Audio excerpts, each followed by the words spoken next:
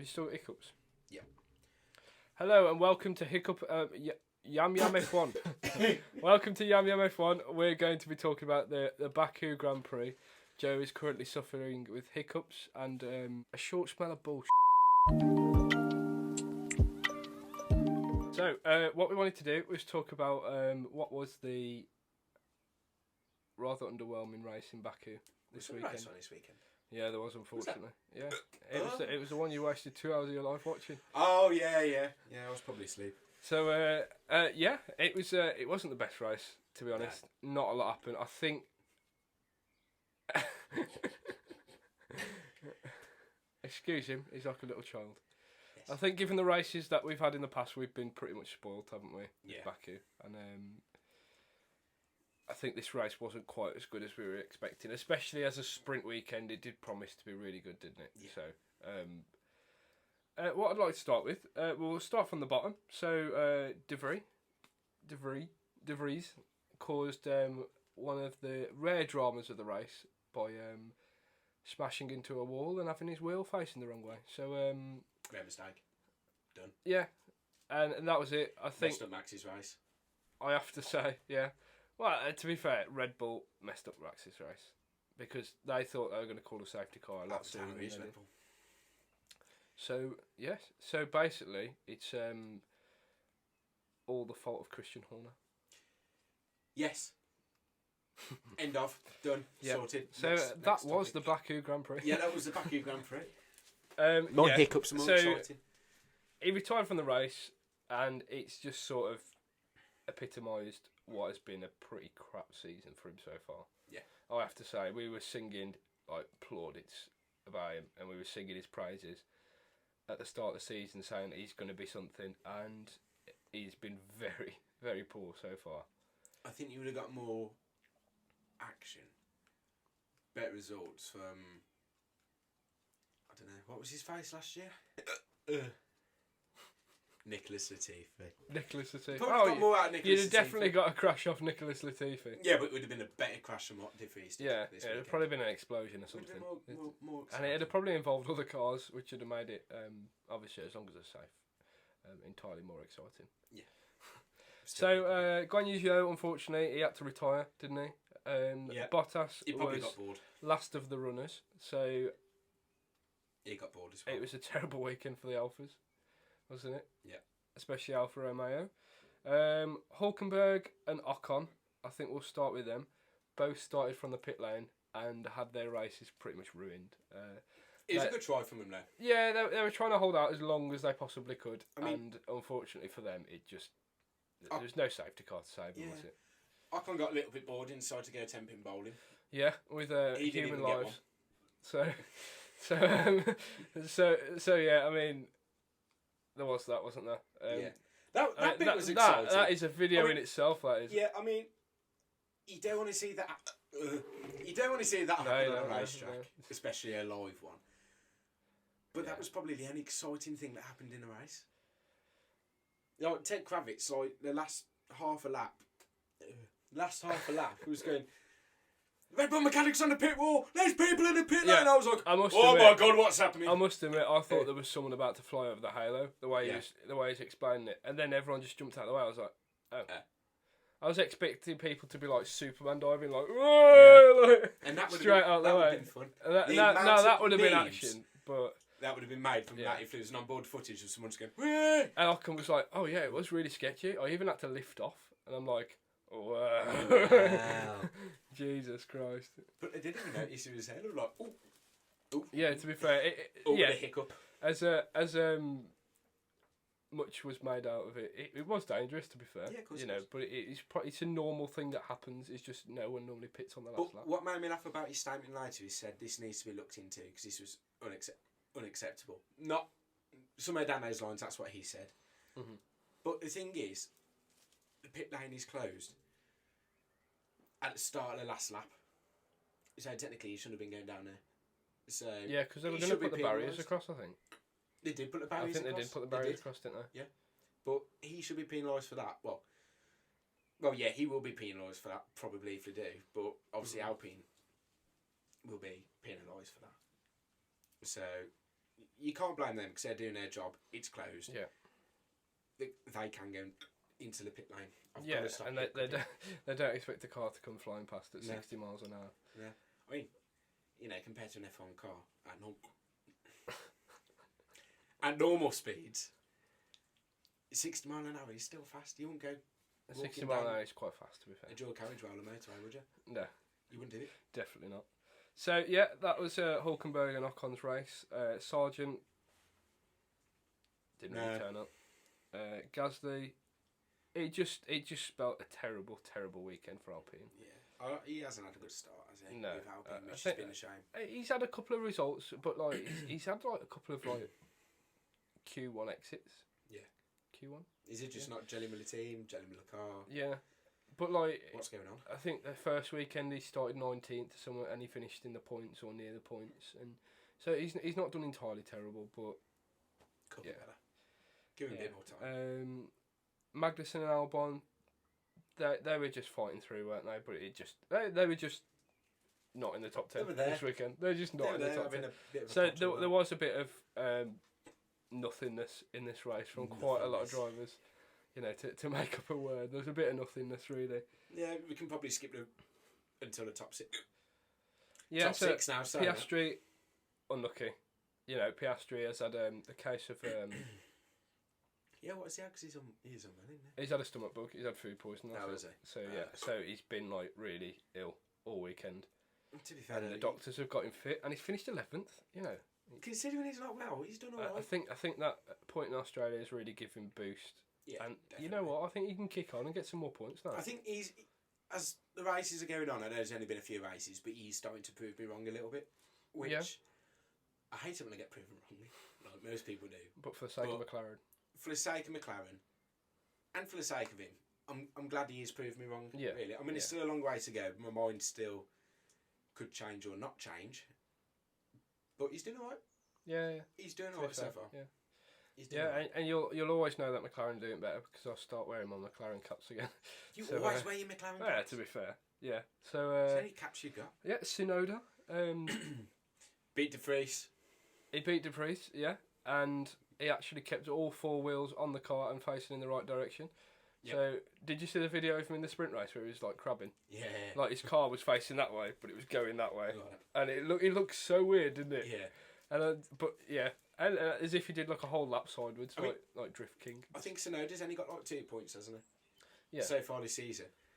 But he's actually seemed to have performed quite well. Yeah, that's still 2 more points than what Nick De Vries has. Yeah, definitely. Still a long way to go. Still a long way to go. All I'm saying. That's all I'm saying. And then we'll start with the Brits. Norris did well. I think he had a decent weekend, to be fair. He had a decent sprint race. He was stuck behind Hulkenberg for a while, weren't he? Yeah.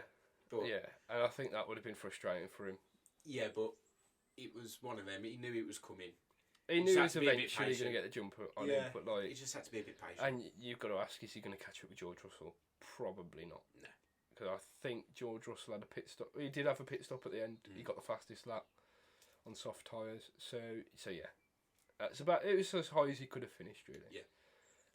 Next up, you had a horrible qualifying for George Russell, 11th. Yeah. He was out of Q2, and then he recovered that. And I think with the strength of the Aston Martins, that is about all he can expect. Yeah. In all fairness. You got the most out of it. Can't man, really. Yeah. I mean, Lewis did better, but not much better. But then Lewis started better. Yeah. But so didn't much better. I think he had a couple of restarts throughout the weekend where you might see the odd occasion where they were getting racy and they were losing out the Mercedes this weekend. So I think they've took a step back this weekend. Yeah, definitely. Stroll, he still continues to perform well, and I have to say, fair play to him. He had a bit of a wobble, didn't he, at one point? But other than that, he hit the wall, didn't he? Yeah. And he hit the wall at like 60 mile an hour. And the thing is, because it's an F1 car, it doesn't look fast. No. But like, you think if you hit the wall at 60 mile an hour, if you hit the centre, even just like just like skew against the central reservation or something. Should I say? And like yeah, that's a massive crash, isn't it? Oh yeah. And you think like this F1 car just like bounces off it. I think. So what Williams need to do is invest on new suspension components so they can bash into walls and survive. I do think that I've never been a fan of Lance Stroll. Not Williams. And AlphaTauri. Shut up. I've never been a fan of Lance Stroll, and I don't think there are many people who are fans of Lance Stroll. But I think with the way the team is this season, he's got Fernando as his teammate. Mm-hmm. They're doing well. I think that's just giving him loads of confidence. And I think if you give him good machinery, good backing, a good teammate, he can do all right. Yeah, I think he's grown a lot in maturity in the last couple of years. He had a fantastic junior career. Yeah. You know, and it's obvious. It's obvious. Have to bring up in every video. It's obvious.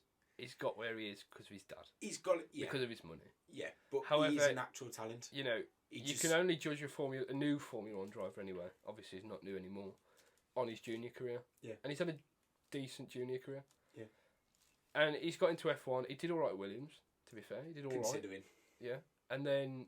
You know, he's been up and down at Aston Martin, hasn't he? He has got Racing Point. He has got the natural talent, but he's just never been able to show it. I mean, Racing Point 2020, he did all right. Yeah, he got that pole at Turkey. You give him that machinery, it gives him that confidence, it brings out his natural ability in him. Yeah. I'm not saying he's ever going to be a great driver or he's ever going to win races, but I reckon he could have a decent career. Yeah, definitely. You know, and I think definitely this season he's warranted his place on the grid. Yeah. And he's shut a lot of people up. Yeah, I think he shut me up. Yeah, you know, he's earned his right, and that's a lot. It takes a lot to shut you up. Right. He's earned his right, being in the top 10. Yeah, in the races this season so far. He's got a good car for it, but you know. But then when he has a classic Lance Stroll, you've got to argue. You've got to argue that he's obviously Alonso's probably played a big part, but he's also played a part in developing that car and making it what it is. I mean, like, you know, I just feel like Aston Martin are going. I don't want to go too much onto it because we've got more things to talk about. But Aston Martin are going in a direction where I think Lance and Fernando both know that this year is not their year. Yeah, but next year you never know. Yes, it might just be a little bit more competitive. Yeah, they're going to pull each other along. Well, Fernando's going to pull Lance along. They're going to develop the team, get more comfortable, develop the cars, obviously for this season and next season, and then it's going to explode. Yeah. I'm thinking that. I'm excited as well. I'm not an Aston Martin fan. And the only reason why I'm not an Aston Martin fan is because, obviously, one, I'm loyal. Yeah. Two, Mercedes. But Lance Stroll's the only reason why I don't like Aston Martin. No, I don't dislike Aston Martin. But that Lance Stroll is absolutely fantastic. I don't dislike Aston Martin. I just dislike how... Obviously, why Lance is there. Yeah. But saying that... But he's starting to win you over. But, yeah, he's starting to slowly win me over. And if he gets good results and actually has a decent career out of being at Aston Martin, providing they do well, then my opinion might change about him. Yeah. And after these last few races, I sort of hope he does. Yeah, definitely. I hope he does prove me wrong. Same with Piastri, same with Stroll. If it does improve for Stroll, you've got to say it's at the expense of Mercedes. And Lewis Hamilton. Lewis Hamilton finishing 6th. I think it's all he could have done this weekend. Yeah, he come close to Carlos Sainz, and then Carlos Sainz just zoomed off into the distance. So you got to say he was saving his tyres. Yeah. You know, it's a classic problem for Ferrari that they have terrible tyre deg. They just can't. They can't keep the tyres, can they can't. And to be fair, I don't think anyone could keep the tyres at Baku. No one can't, but Ferrari are just... But Ferrari especially, I think it's very well known to just absolutely shred the tyres. Yeah. So I think Hamilton did all he could have done, in all fairness. I think 6th place was a good position for him on the day. Yeah, definitely. I was happy with that result, to be honest. Yeah. I mean, I was like... In the grand scheme of things. In the grand scheme of it, it's all he could have done. It could have been worse. Nearly the best of the rest. Yeah. So, yeah, I'll take it. 5th place, Carlos Sainz. And 4th, Carlos Sainz. We'll move straight on. 4th. Because Carlos Sainz didn't see him the whole race. Didn't do anything. So 4th, we have No. What he did do was dramatically lose out to Fernando Alonso off the restart. The Spanish Civil War continues. We can make a feature film out of this. Oh, we actually might. End of the season. End of the season. We'll promise to Forget right Drive now. to Survive. It's the Spanish Civil War spin-off. Yeah, but you watch it now. Drive Nothing to else will Survive. happen for the rest of the season. Yeah, I know. It'd just be a like very the short first video. 4 races. Yeah, it'd just be like a 30-second video. Yeah, it'd just be the crash at Australia and then the crash. Well, not. Well, when it not crashed, the crash. The overtake a back very in. good overtime. Yeah. Which brings us on to Fernando Alonso. Yeah. Everyone wrote him off, and everyone said, "Oh, you know, he's starting a bit further back this weekend. Is he going to keep up this run of finishing third?" He didn't. He didn't, but he finished fourth, and he finished a really good fourth as well. Don't get me wrong. I was happy that Leclerc got onto the podium. I was happy he got third. That's good for him. Let's face it, he deserves it. But I was really gutted that Fernando didn't. Yeah. Because I'm seriously, I want to put a bet on Fernando to win the championship this year. I really did. Let's face it, it's not going to happen. I mean, to be fair, I thought his pace was very swift. Yeah. This weekend. Oh, shut up. Shut up. Told you not to bring her up. I tell you what, Harry Tottenham would be loving this right now. It was very Taylor Swift. He'd be loving this. Did you see his little face in the interview? He was blushing and everything. Oh, come on. He's in love. They're getting it on. Making him feel 22. So yeah, Alonso is scoring in all departments at the moment. Good weekend. Yeah, great weekend for Alonso. So next up we have the podium, don't we? And you just mentioned Leclerc, and I think, thank God he got that podium. He needs it. Oh my life! Like he's had some. He's not been racing well this season. Ferrari haven't been as good as last season, but he's had some bad luck as well this season. I mean, coming into Baku, what, 6 points? Yeah. With 6 points, he needed a good race, and this good race, and obviously doing well in the sprint race, he's now managed to get on level points with Russell. Yeah. Which he sort of bounced back. So now the only way he's up from here, like he's. Yeah. I think hopefully that starts an increase in form for him. Yeah, definitely. Because it's what he deserves. Ferrari have finally bought a car to a Grand Prix that is competitive. Yeah. At least in one car. Yeah. In one car, yeah. Carlos Sainz maybe not. It's after you, Fernando. But yeah, definitely they look competitive this weekend, which is good to see. And that brings us on to the end of the show. Crybaby Verstappen and King of the Streets Checo Perez. So yeah, Verstappen, he got shafted, didn't he, by the safety car? It was bad luck. It was bad luck. However, it was bad luck, but I think I'm going to stop you there. Karma is a. Most definitely. Most definitely is. What I will say is, absolutely, I agree. Yeah. There's nothing more to say. What I will say is, Verstappen being in front, what Red Bull could have done is pitted Perez first. Yeah. Now I know they're expecting an imminent safety car from De Vries parked up, literally half on the track. Yeah. However, I don't think it was a sensible decision from Red Bull. I think if you're going to prioritise a certain driver, even if they're equal, you prioritise Verstappen because he's in front. Yeah. You should always. You put Perez in first because everyone's still going around at full pace. Yeah. Barring that one sector. Yeah. So when it rolled round to Perez going in the pits, everyone was going slow. Yeah. And because no one had caught up to the safety car yet, they were all keeping the same distance from each other. Yeah. So Perez absolutely benefited from that. Yeah. And you know what? Verstappen had a perfectly healthy car with no holes in it today. No holes. Today, Sunday. And he couldn't catch him. No. He absolutely couldn't catch him. He was within like 3-4 seconds during the whole race. He was about 1.5 seconds away from him for like a good chunk of laps. Why didn't he go for it?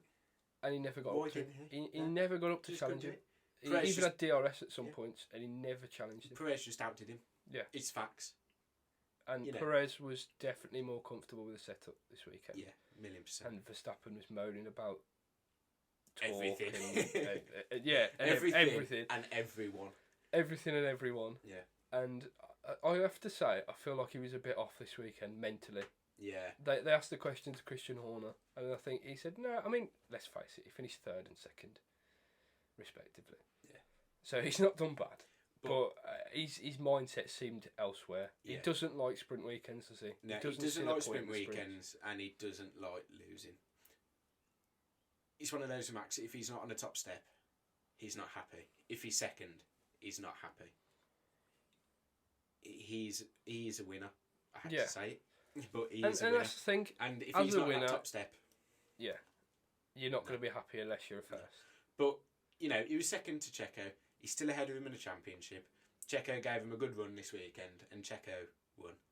You know, king of the streets. Boom, boom, boom. Yeah. Two good things about Red Bull at the minute. Checo and Ricciardo. Still Ricciardo. Yeah, so but I have to say, and this might be a question to sort of leave you guys on. Is Perez... Thank you for that interjection. Is Perez going to challenge for the championship? Most definitely. I think 4 races down, and it looks good. He's 4 races down, and he's right up his backside. Why the hell not? And I think Verstappen's feeling the pressure. Yeah. He's within his own team, which he's never had it's before. The first time since Ricciardo that he's had a teammate that can compete against him. Yeah. That can actually dish out as much as he dishes out. Yeah. The thing is with Checo, he just looks calm. And he's like you say, like if he's coming up to the end of his career, he just looks chilled out. Yeah, he's chilled out. He's just going for a Sunday drive. He's not everything and he's winning. Like Max or moaning or anything. Checo's just getting on. He's just loving life. And he's in that right mindset. Yeah. If I can give Max some advice now, which I don't want to do, chill out. Just take a chill. Have a cup of tea. Have a cup of tea. Have a cup of tea. Have a cup of tea. But no, just Checo's just chilled. He's gone. He smashed it. End of story. Yeah. Sergio Perez, Mexican world champion. 2023. Imagine the scenes. We got to travel to Mexico City if that. New exclusive from Mexico City. Like and subscribe, and we'll be able to afford to go to Mexico. For our plane tickets. Oh, please. We don't mind where we sleep. Just get us a plane there. We'll sleep on the streets if we have to. Yeah, we'll do whatever. So I'll sleep in a Red Bull garage if I have to. Just get on that note, speaking of the streets, we end it with the biggest winners. Perez, king of the streets. King of the streets. Alonso having a fantastic weekend. Ferrari, the big improvers. Yeah. And all the Alphas, barring Tsunoda, having a terrible, terrible weekend. And so business as usual. That was Baku for you. Yeah. So thanks for watching, and we've been Yum Yum F1. Ta-ra a bit. Smash it. Ta-ra.